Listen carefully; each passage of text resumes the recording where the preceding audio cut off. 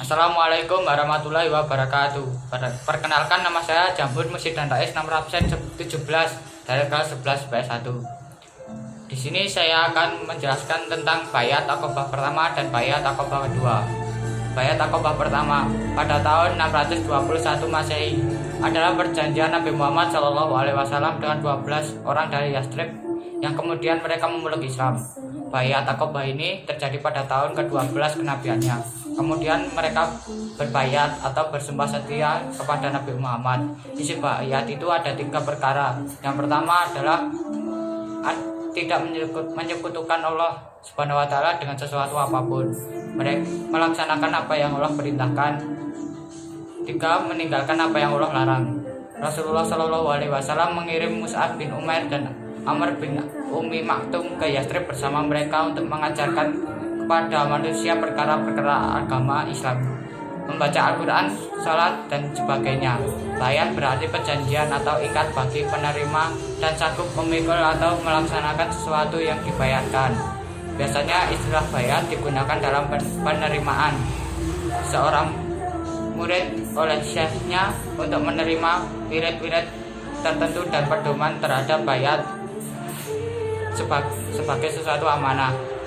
Akan tetapi bayat juga digunakan di dalam cakupan yang lebih luas dan lebih jauh dan mengajarkan ajaran Islam yang bukan hanya untuk mengamalkan wirid-wirid tertentu kepada syekh, namun itu untuk menegakkan pelaksanaan syariat itu sendiri.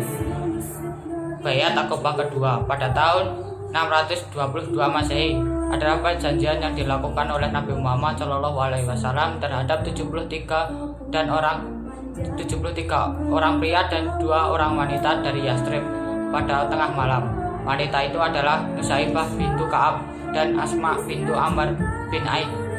Perjanjian ini terjadi pada tahun ke-13 kenabian. Mus'ab bin Umair kembali ikut bersamanya beserta dengan penduduk Yastrib yang sudah terlebih dahulu masuk Islam.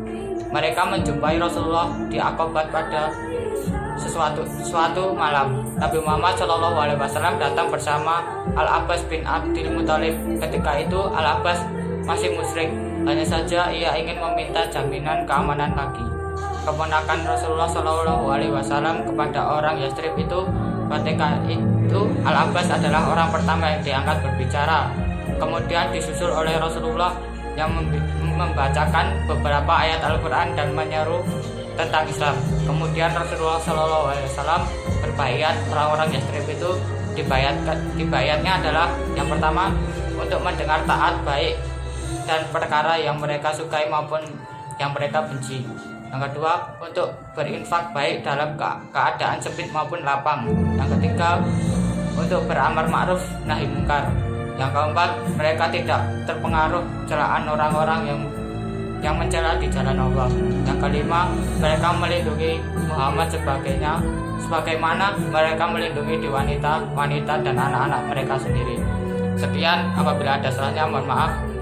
Bila itu hidayah. Wassalamualaikum warahmatullahi wabarakatuh.